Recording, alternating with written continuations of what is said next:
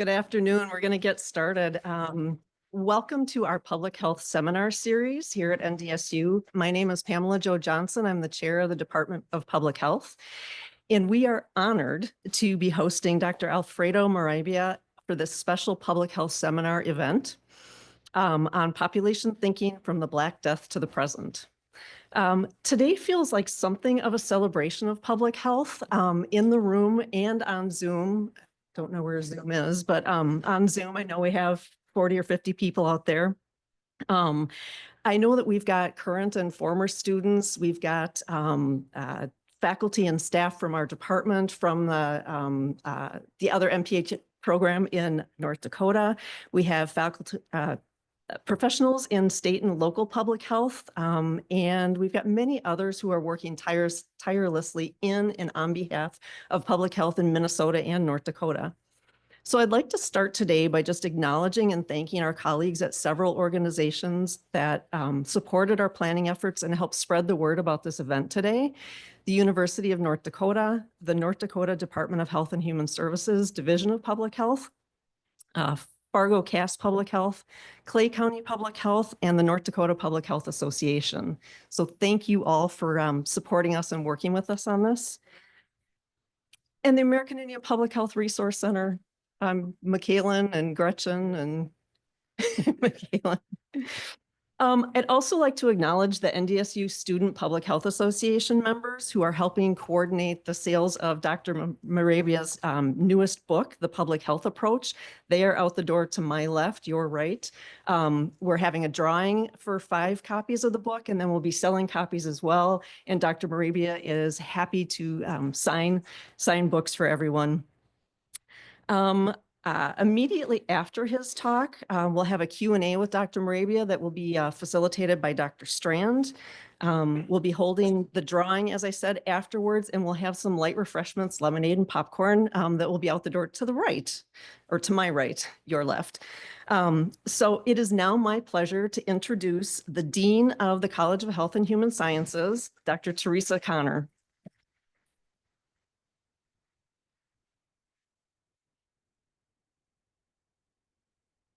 Well, welcome, friends and colleagues. We're so excited about this. And I have to tell you, I was sharing with our speaker today, every day I get on the same elevator to go to my office, and right beside the elevator has been the flyer for this presentation.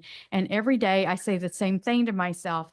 I'm going to that presentation, because we all know how many times we want to go hear a presentation or a talk and something gets in front of it. And so I am so excited to be here. Thank you for coming today, all of our colleagues and our speaker. I wanted to introduce Dr. Morabia and talk a little bit about his achievements and his background. He has a medical degree from the University of Geneva. He also holds, believe it or not, an MPH, a MHS, and a PhD from Johns Hopkins. So we are really honored to have you here and to bring your expertise. He's been serving as the editor-in-chief of the American Journal of Public Health since 2015, just received an award in recognition for this work. Currently, he holds positions as a professor of epidemiology at the Barry Commoner Center for Health and the Environment at Queens College, City University of New York, as well as a professorship of clinical epidemiology in the Department of Epidemiology at the Mailman School of Public Health, Columbia University, New York. Recently, and we're all, I think, excited to get our hands on his newest publication on the book. I know I am. I can't wait to read it. And so he has just authored The Public Health Approach, Population Thinking from the Black Death to COVID-19, published in October of 23 by Johns Hopkins University Press. And it really will be interesting today as we glean insights about the evolution of population-based approaches to public health, spanning this entire time from early on in the public health evolution. And so thank you so much for coming to talk to us about historical pandemics to the contemporary global health crisis of COVID-19. Dr. Morabia. Thank you very much. Good morning, everybody. Good morning, everybody on Zoom. Thank you very much, Professor Johnson. Thank you, Dr. Connor. And my good friend, where is Mark? He's hiding. He's there. Yeah, and my good friend, Mark's friend, who, we've been good friends for many years. And finally, after twisting his arms, I had to come to North Dakota, because I really wanted to come here for a very long time for different reasons. But, I grew up in a French environment, and we had some cartoons. And I didn't relate, the places of those cartoons, but I'm going to show you some of them. And you're going to understand why it means so much to me to be in, all right, the Wells Fargo, it's been in my mind for more than half a century. And I finally understood that the stories that were told in this cartoon were actually true stories. I was in Oklahoma. It tells and I find the barbecue Luke. So that's one reason why I'm so happy to be there, because in some ways it reconnects me with things of my youth.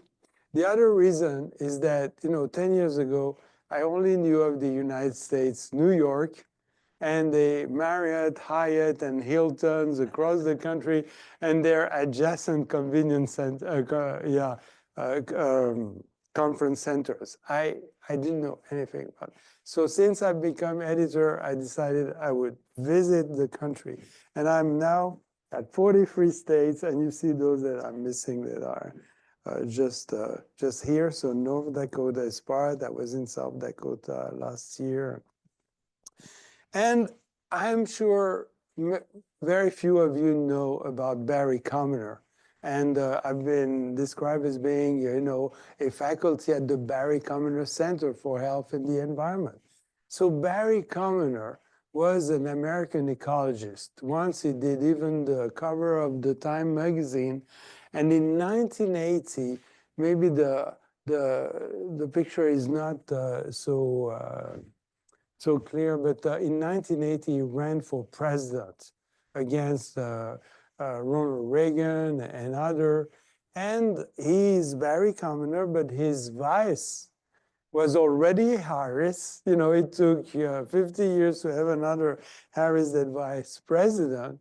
But LaDonna Harris was a Comanche from Oklahoma. So you see, there's a lot of reason why I feel connected to areas where, tribal nations have been and are still living. And finally, I want to say that to understand what I feel about coming to a place that connects me to my youth, imagine that you would go to Switzerland and you would see the statue of Wilhelm Tell. Maybe it will remind you also things that you're familiar with.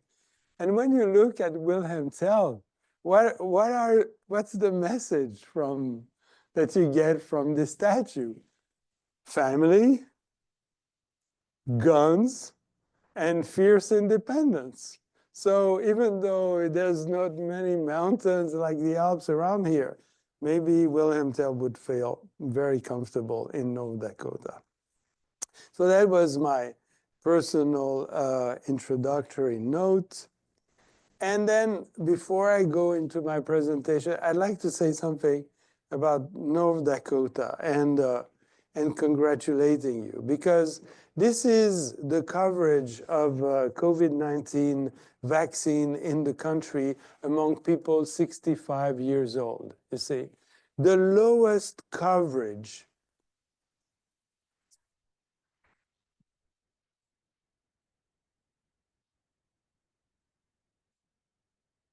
So the lowest coverage is Arkansas with 83%. In North Dakota, you're at 89% of coverage. When you think of it, the whole country has been of people 65 year plus, which was the group at highest risk, for mortality from the infection, has been covered. Everybody, whatever they say, they knew the vaccine worked. They knew people 65 year plus were at great risk, and the work was done. Whether you're in red state, a swing state, a blue state, everywhere. And North Dakota did extremely well, 89%. If you think you go back to 2019, who in 2019 would have predicted this? People voted with their arms, their support to public health. It's an incredible achievement. And North Dakota has participated to this achievement, and really, congratulations. So that was just my intro, because I think you deserve to be recognized for an incredible work that has been done. All right, so now let's talk about history. It's a very history talk, but I have a very simple message to you. And I'll show you how this switch from individual thinking to population thinking, which characterizes public health, occurred. And why it occurred only in the 17th century. All of human history before didn't understand, didn't even, realize that population thinking existed.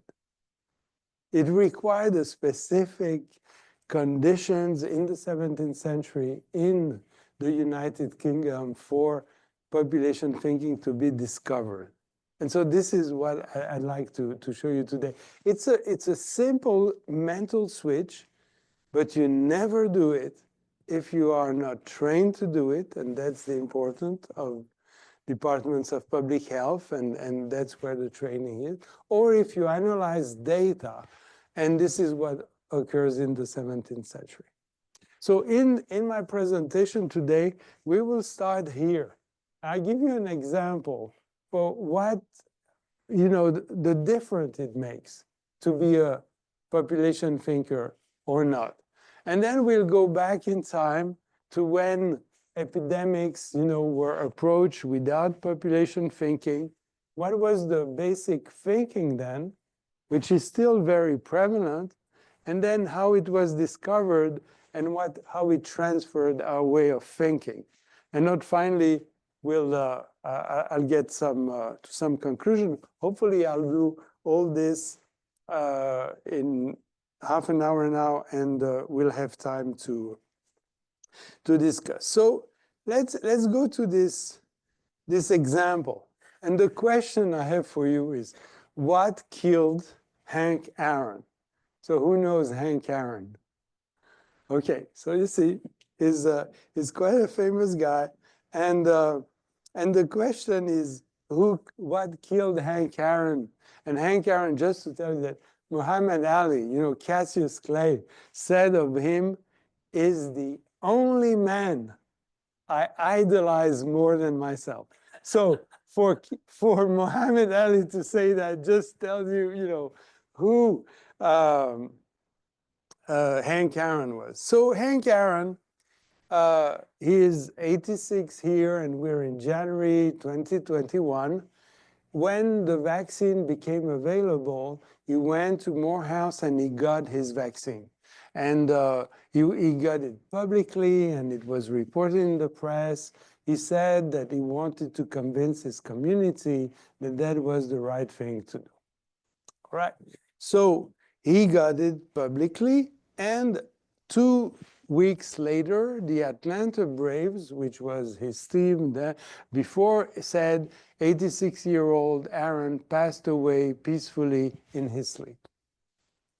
So he died about 2 weeks after having the vaccine. So if you are a normal human being, you kind of relate events, immediately. If I put my hand in the fire and it burns, I remove it immediately, and I say the fire burned my hand, and it's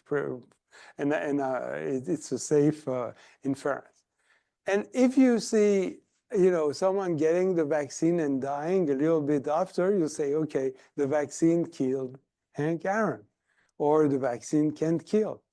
But this way of reasoning doesn't work for events that just occur in probability, just for a fraction of the time. If I put my hand in the fire and about 10% of the time I get the heat and 90% I never get the heat, I will never conclude that the fire killed my hand, burned my hand. And this is true for events, like I'm going to give you the example. I'm sorry if you're all familiar with that, but let's go to tobacco and lung cancer. So saying the vaccine killed Hank Aaron is like saying, I have a 92-year-old.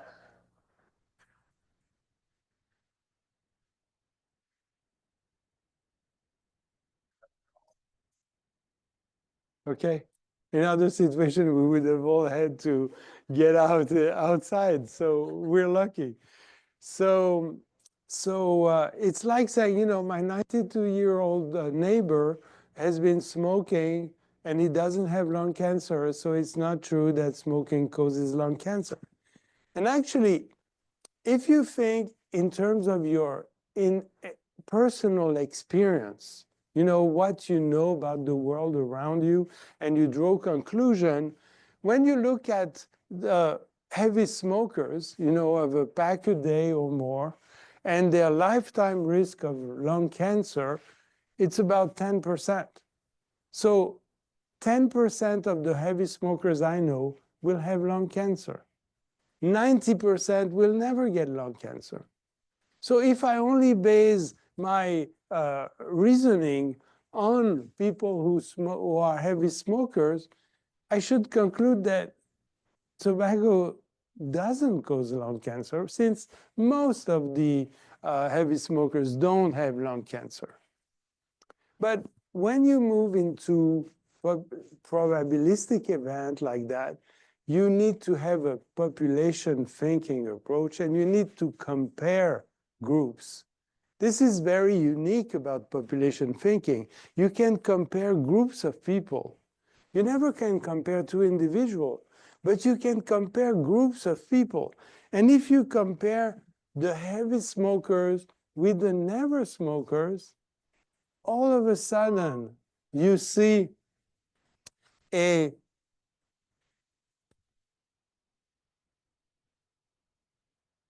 okay. I just don't want to talk while it's.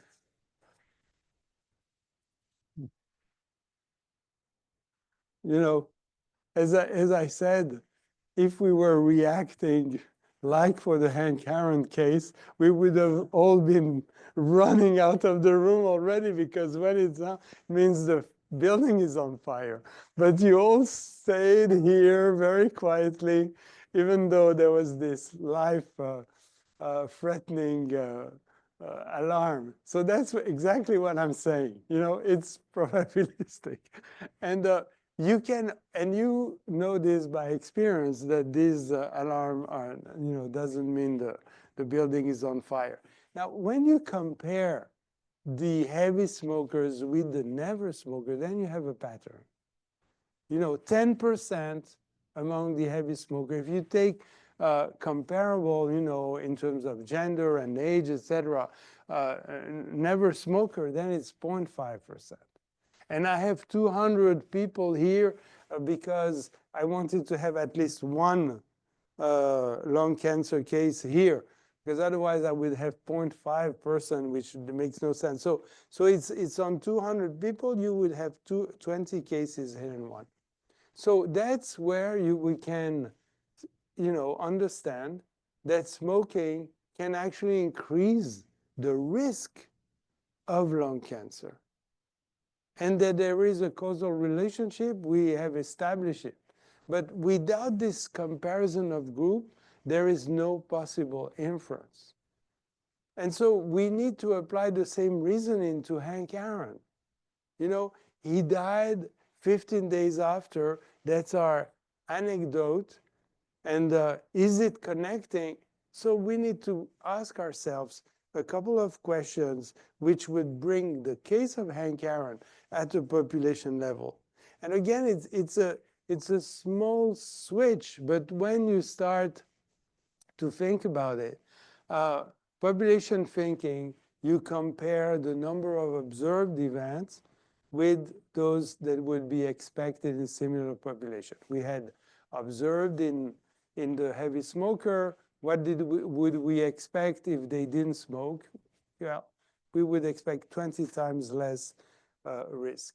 In the case of Hank Aaron, we can ask ourselves, what was the probability that Hank Aaron would have died anyway in January 2021, being 86-year-old from a heart attack, you know? And we can ask ourselves, what was the probability that Hank Aaron would have died from the vaccine? What are the respective risks? And then we'll have an idea beyond the individual case of what killed Hank Aaron. And so if we think in terms of the risk of Hank Aaron to die of heart attack independently of the vaccine, we know that 11 million people, 65 plus, he was 86, but I didn't have data for beyond but 11 million people, 65 plus, had been vaccinated when Aaron went. There was, from Framingham Heart Study, we know that the risk in this age group of getting a cardiovascular event is 0.04% per week. So if we apply this fraction to 11 million, we were expecting 5,000 deaths from cardiovascular disease per week, 15,000 during the first 3 weeks during which Aaron was vaccinated, okay? So independently of the vaccine, Aaron had a high risk of dying that week, and we know that from the data. Then we can ask, you know, what was the risk that he died from the vaccine? And actually, the mortality rate is much lower among vaccinated people than among non-vaccinated people.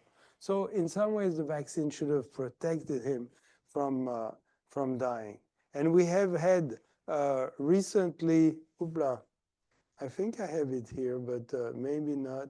Or I didn't bring it here, but there was this report from the National Academy of Sciences, was published a few months ago, that showed that the vaccine was unrelated to cardiovascular death.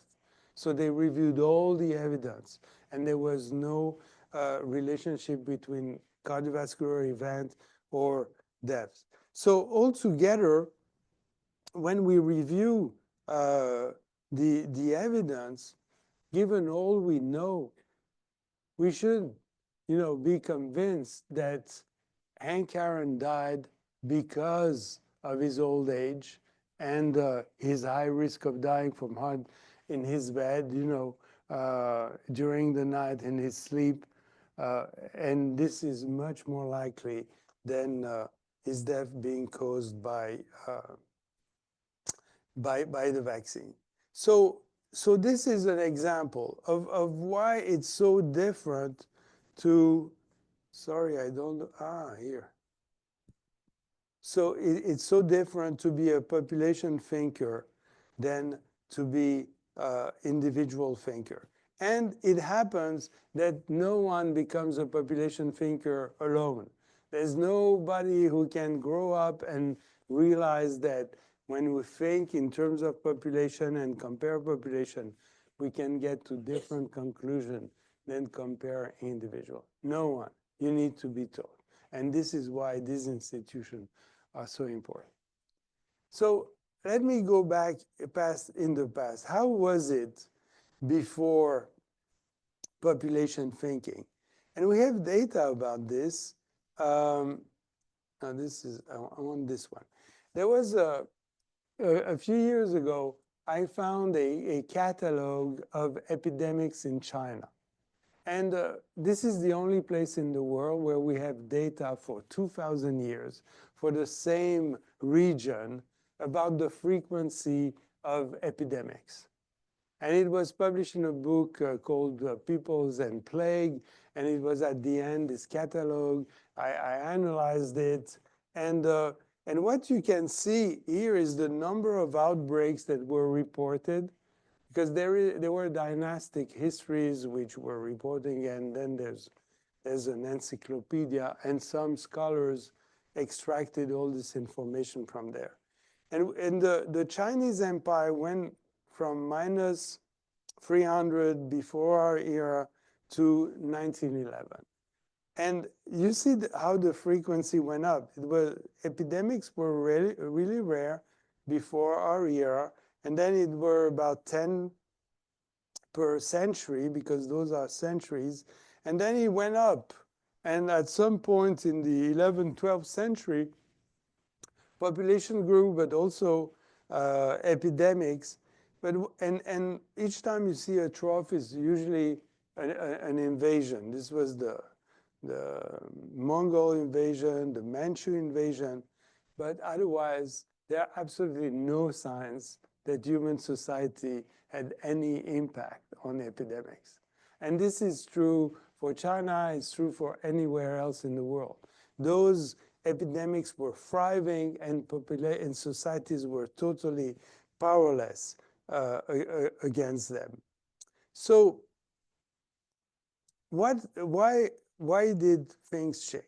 I know, first of all, how did doctors then think about these issues? And it's interesting that it's called the antique holistic thinking. It's true everywhere on the planet that I know.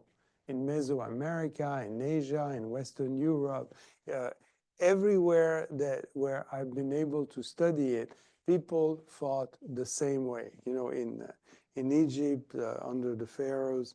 And whether the doctor was Imhotep, was a doctor who became a god in pharaonic Egypt, or whether it was Ixtlilton, which was the god of medicine among the Aztecs, or whether it's the Yellow Emperor who created the Chinese traditional medicine.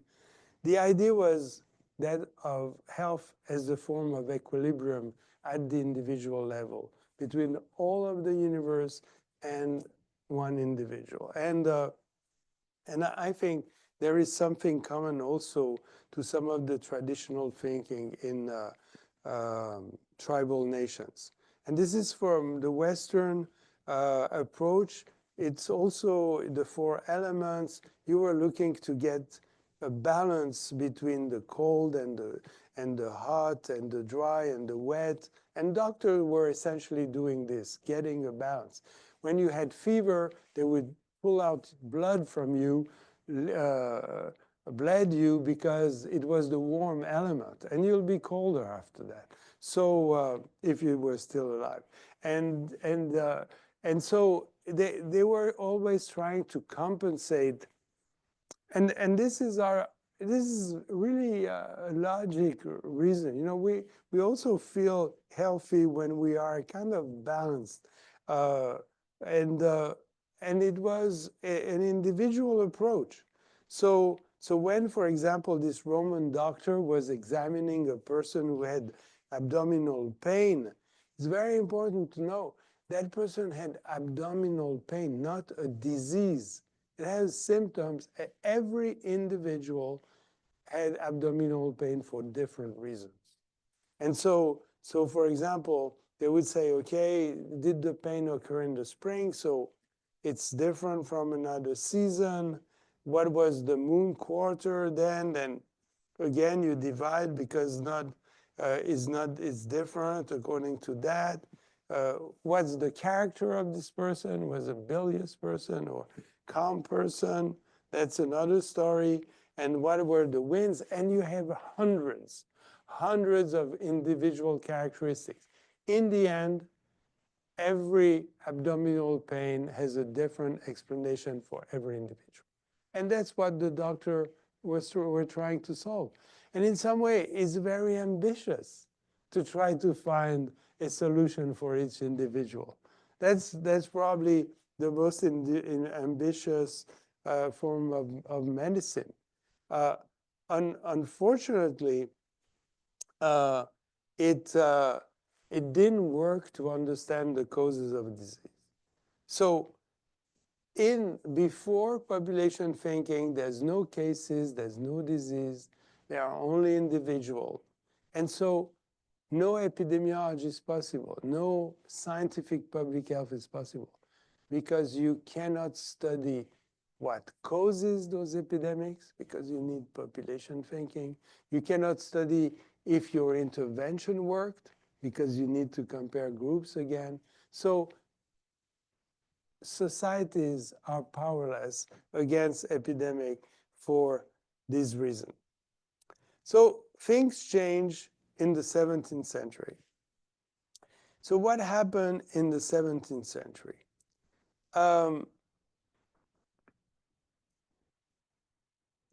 Since the 1348 or so in Europe, there's been the plague. And the plague, the Black Death, has been recurring. You know, every 10, 20 years, you had an outbreak.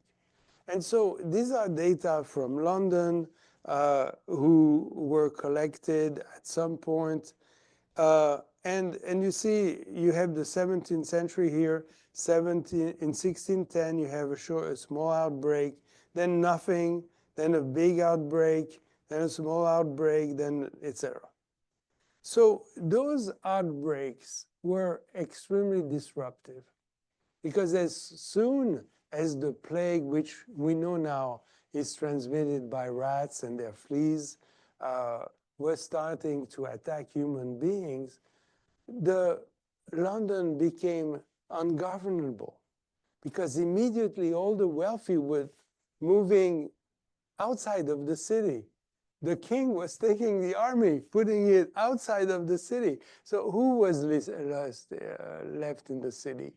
Poor people, marginals, etc. They were looting, and there were lots of crimes, etc. And so they needed to find a solution. And the idea they had was based on this red curve here. They said it was something people were experiencing. So before they started to collect data, they said, you know, we have years without plague. And then there are cases that occur in the poorest parishes. And then there is the outbreak. If we could record, monitor the cases of plague in the city, we could find out, when there are the first signs, the harbinger that there's going to be a major outbreak, and then leave the city, but organize the retreat, have people guard our houses, etc., being, and avoid the chaos. And that's what they decided to have. This was the shape of London then, and every little place is a parish, and every parish has a register, English church, local clerk. And so they were using those church clerk to record deaths and christening, as they call them, birth. And so they asked them to also record whatever deaths were occurred, to add a diagnostic to it.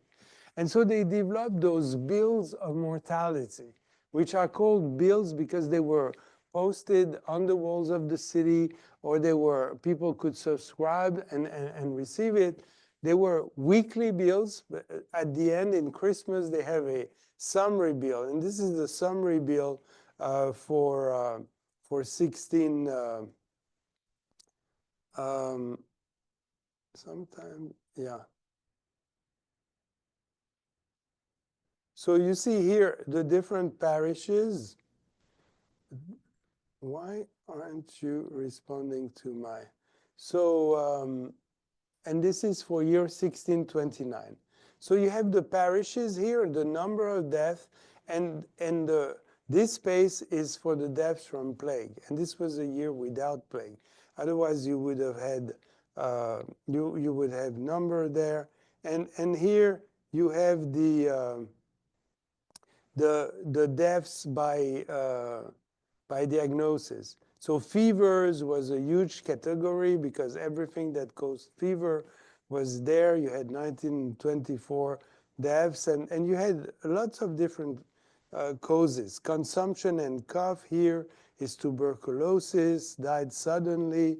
You know, there were lots of different diagnoses. And actually, the parish clerk was sent to the houses of people, women who were past a certain age and had been, you know, surviving most of the disease and infection that they were. And that person here went with the wand in the house of people, looked at the sick, and the deaths, and was getting a diagnostic. And so that's how the bills of mortality were developed. And you see that this is for 1665. There was a possibility to actually organize the escape from London by boat, by land, etc. So overall, at the end, you had data. For the first time in history, you had a series of data about health of population. This was the deaths over 50 years for the city. And the city didn't change much, so the numbers were always for the same population size. And this guy here, John Grant, who was actually a very wealthy merchant. Young is, we're not sure that's his actually portrait. His whole estate was burned down in the fire of London of 1665.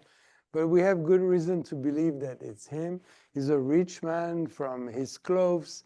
He's an unconventional person because instead of having all his hair, you know, dressed carefully, he let them fall upon his shoulders, and which was unconventional. And there is this lady, do you see her? Who cannot be his wife because she's showing too much of her body, but is probably a symbol, an allegory of science, maybe the first allegory of epidemiology or public health. So this person had to be a merchant because only they knew how to deal with numbers. And otherwise, Arabic number had been introduced about 100 years earlier, and most merchants didn't know how to use them. Before that, it was all Roman. And so he knew how to use them. And he had this idea that, well, the bills of mortality, he was very interested in science, said the bills of mortality are giving us death and birth, and I'm dealing, you know, with debits and credits all the time, you know, in my double entry bookkeeping. And so he had this idea of doing the same thing he was doing for his business, but for the public health data. And he said, you know, deaths are just, you know, debits and births are credits. And I'm looking at the ratios so that they are balanced. And he used the same approach. He looked at ratios of specific causes of death over overall death. And he analyzed the data. So he has this book, which he published in 1662. The natural, which was, you know, medical and public health, and political, which were more about sociology and demography, observation made upon the bills of mortality. And this book, 1662, is where population thinking is discovered. This book marks the birth of statistic, epidemiology, demography, sociology, Darwinian biology, econometrics, all the discipline that deals with population. This is the first. That's where it starts. And I'm going to show you the exact moment in which this happened.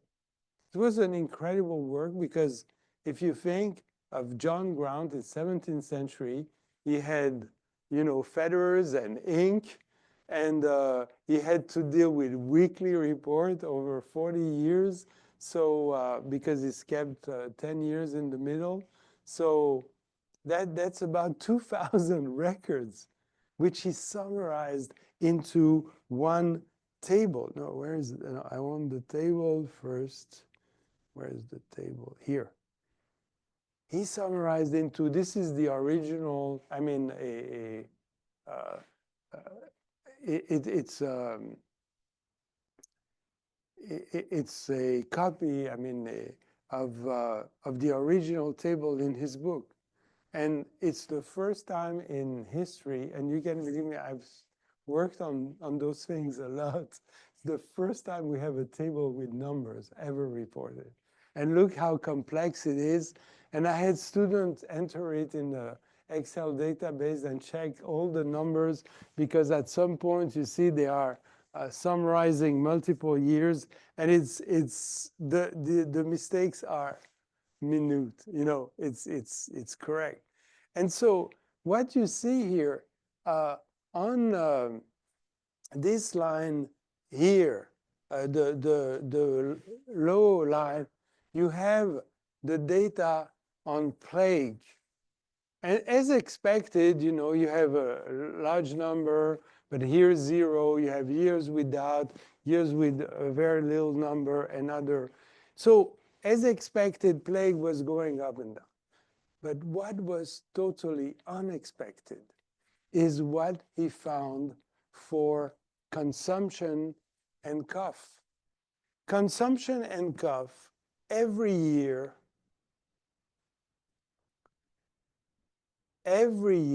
you had 2,000 deaths.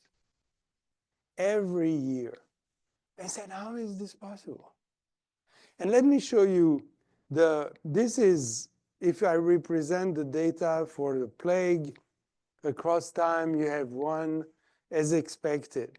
But when the data he reported, I did the graph, but he showed that if you take the ratio of the number of deaths from tuberculosis over the overall number of deaths, it was constant.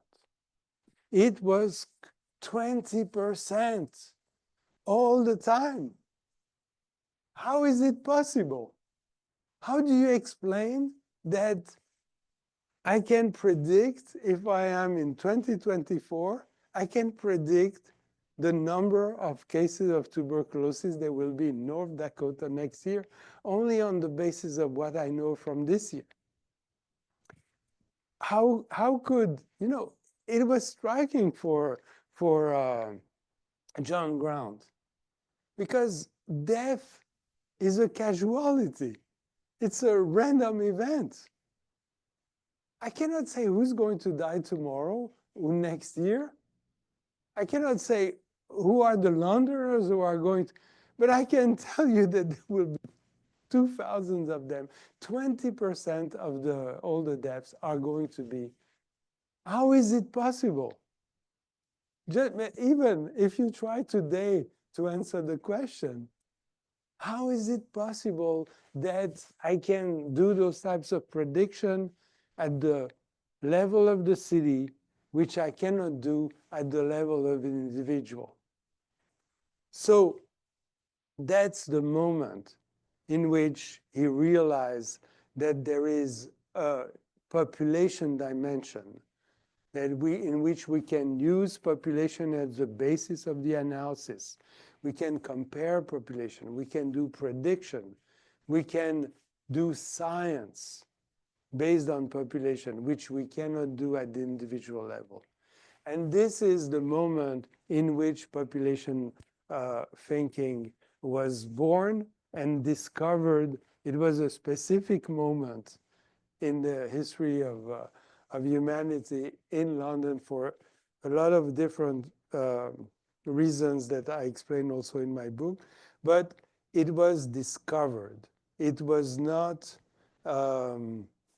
something that is natural to the human psychology.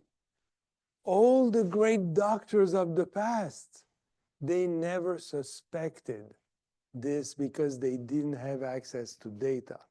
And only the data on population can show you that.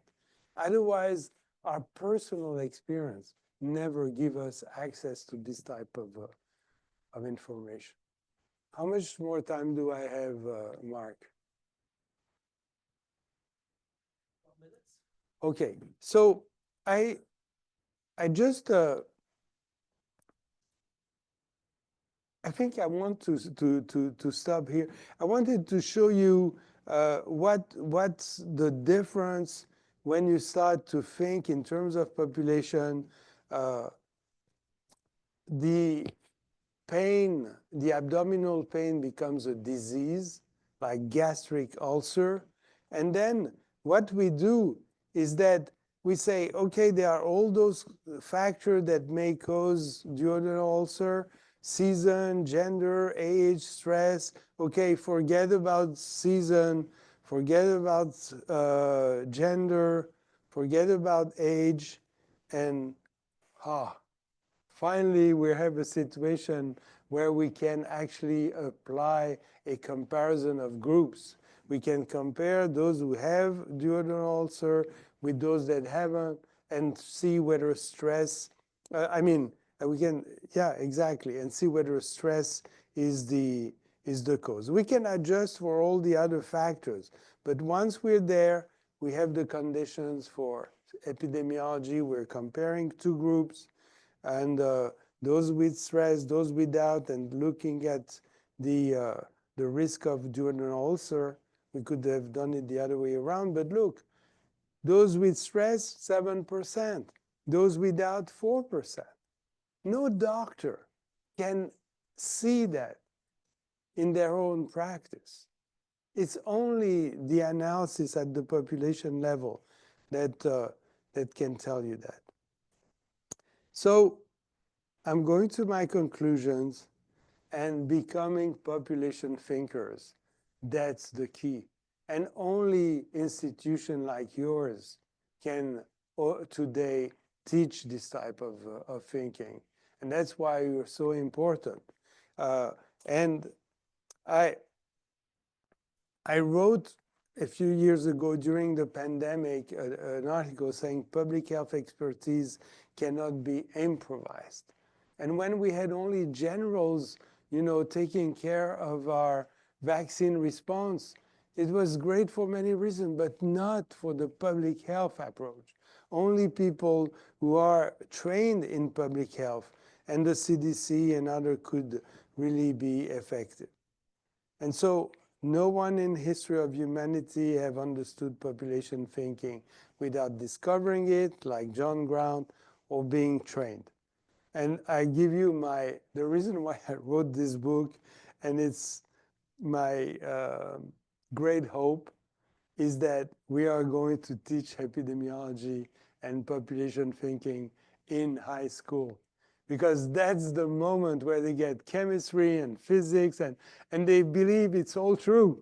So that's the moment we need to teach so that the public at large can understand us. And that's what I wanted to say. Thank you.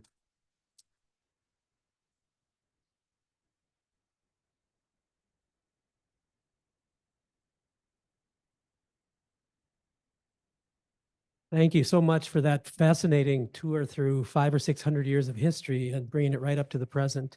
So we have time for some questions, if anyone has, and I think it's nice if we use the mic, then people online can hear. So I'll pass the mic around, but any questions from the audience?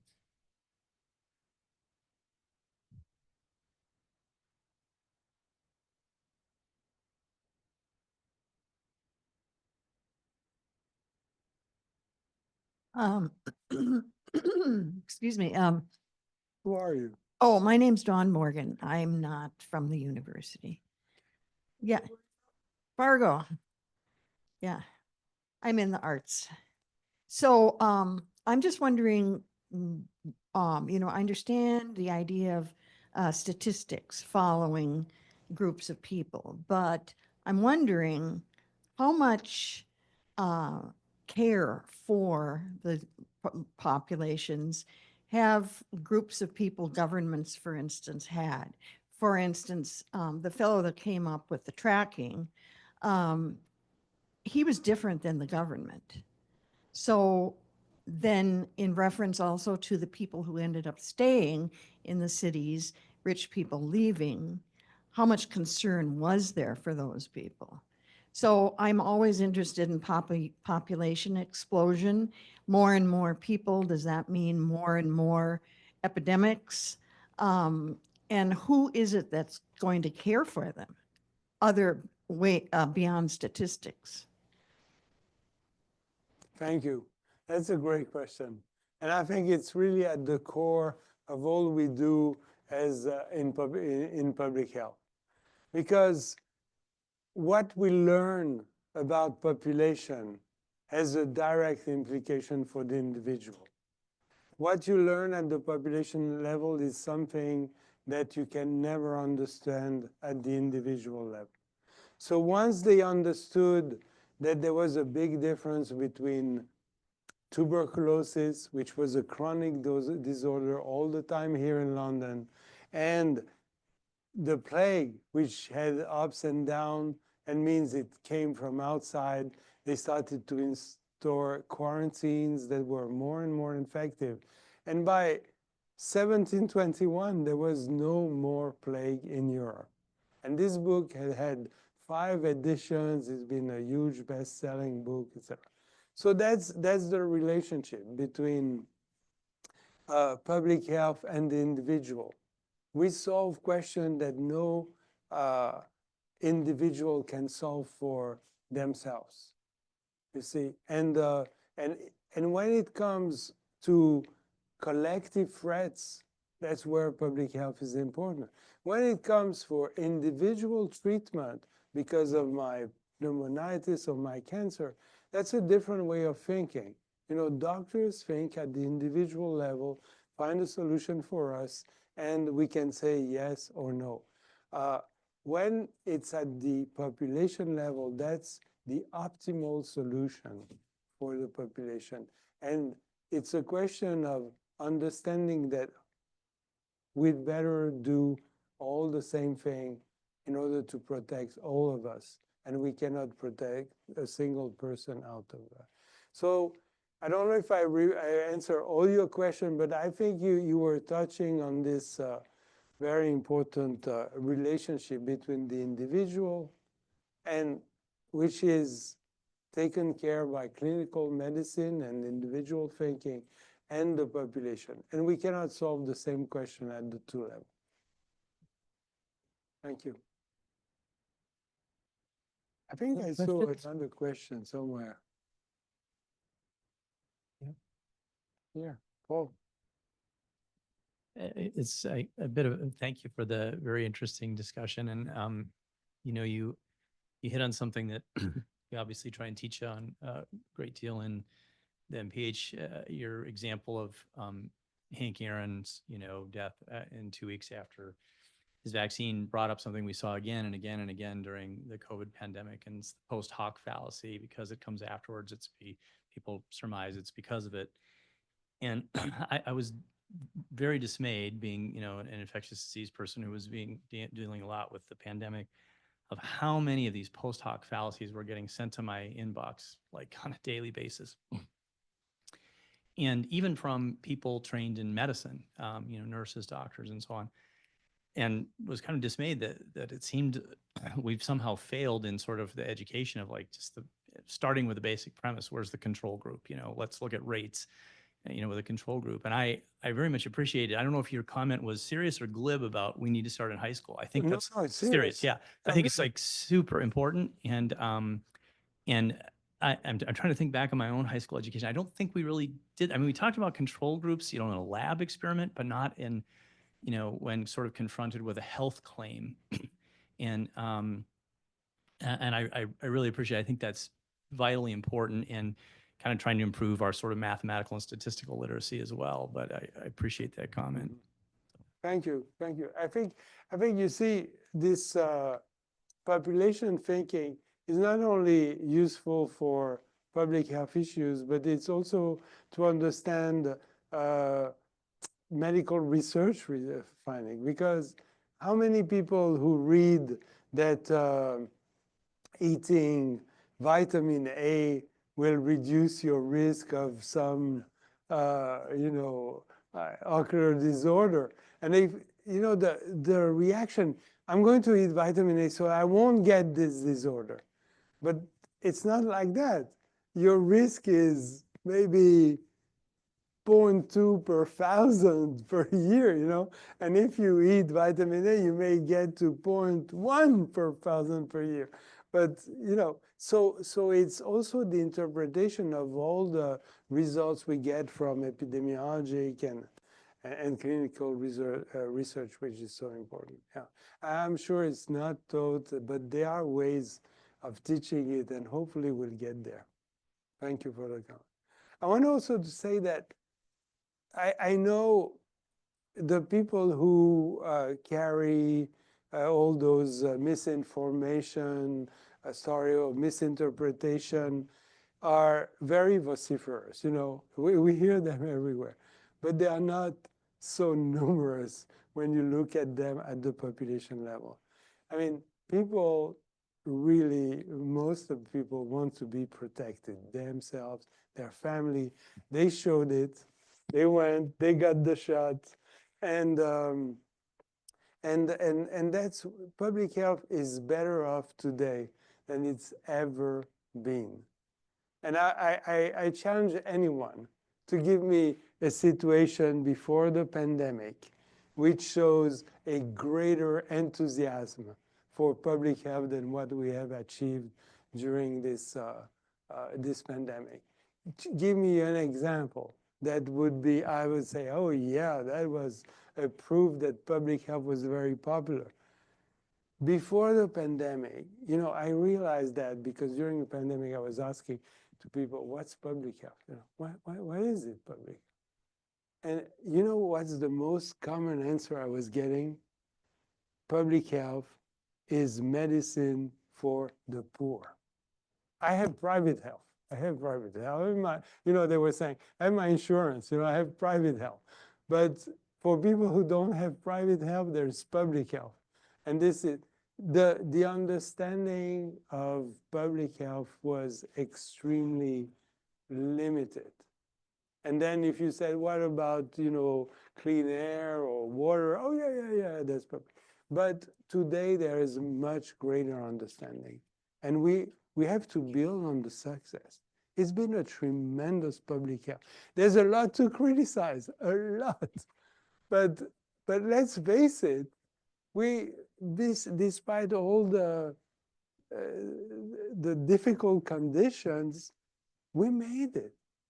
And there could have been, tens of thousands, if not hundreds of thousands more deaths if the vaccination of the people 65 plus had failed. There would have been hundreds of thousands. We know already we saved hundreds of thousands of them with the vaccine. So we know it's something we need to remind people. Public health saves life, and it's shown, and we were there. And so I know if you go in the western part of the state, you'll have less coverage. But sometimes those communities are so isolated that only going there with the cold chain and your vaccine, is complicated. So many population who hasn't been vaccinated was not so clearly because they didn't want, or because they were hard to reach.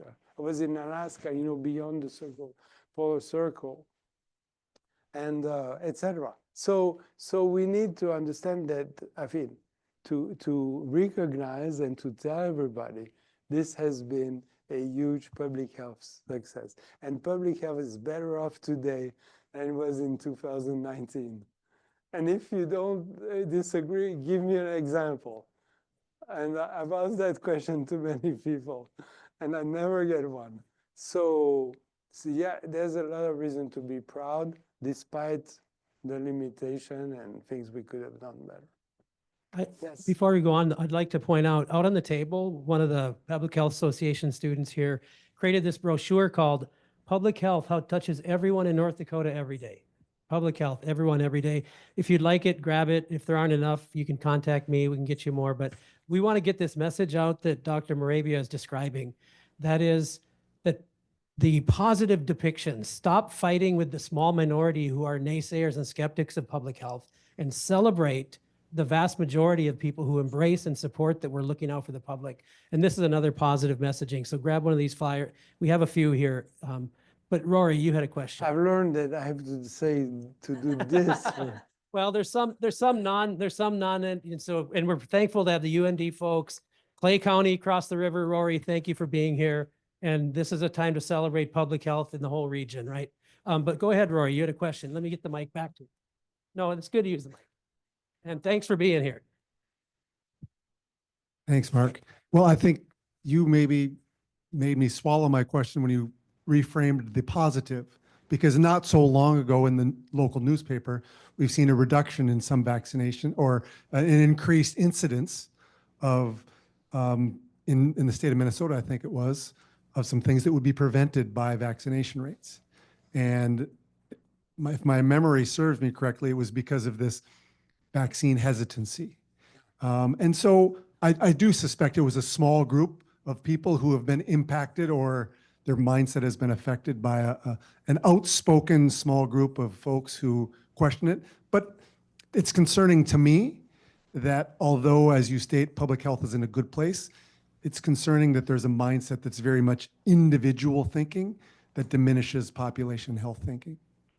No, absolutely. I think we need also to acknowledge the fact that that even a minority matters for public health, because public health works when it includes everybody. And whether people are Republicans or Democrats or documented or undocumented or poor or rich, if we don't include everybody, we fail as public health. And traditionally, there's been about 10% of parents who didn't vaccinate their children in the country. That was established. But now this number is growing. And if it becomes 20%, we will have more outbreaks of measles and of other very serious diseases.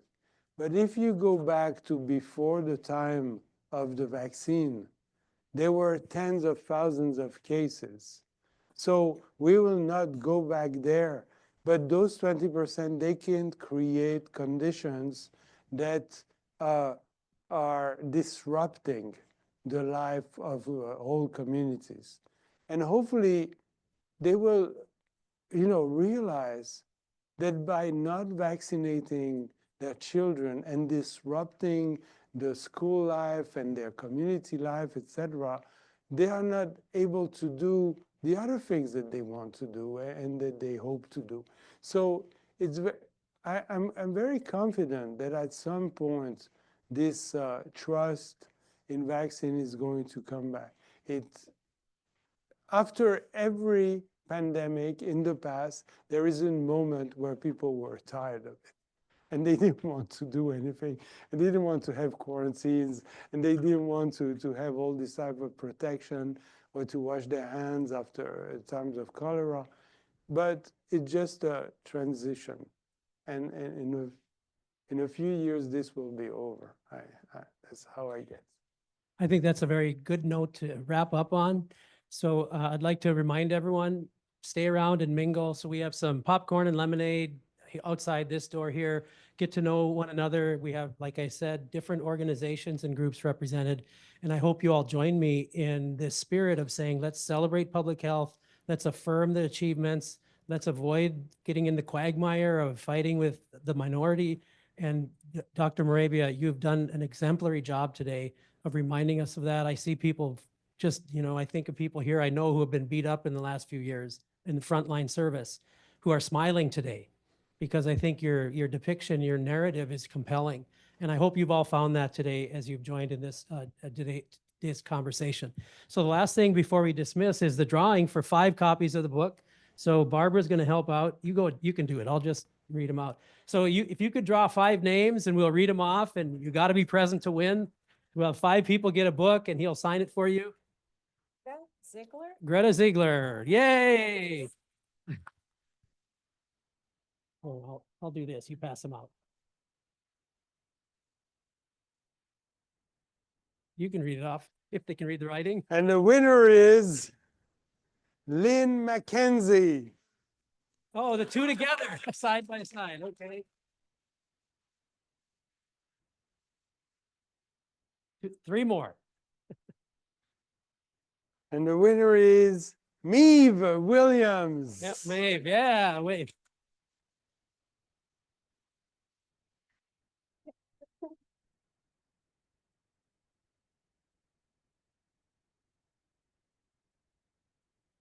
And now we are at the Oscar. Yeah. Oh, Alfredo Morabia. No, I'm kidding. Andrew Williams. Hey. Okay, and the last one. And the last one, I'm taking you up. So who's that? Ah, you won't believe it. Blank. Oh, is it? Oh, how did that get in there? So, and now, wow, Lily Malashi.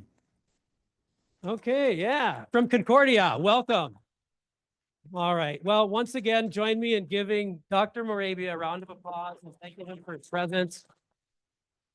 Thank you. Grab some info at the table from the Public Health Association students, grab some popcorn and lemonade and mingle and get to know one another, and come by often and let's stay connected. Let's work together to advance a mission we care so much about. Thank you.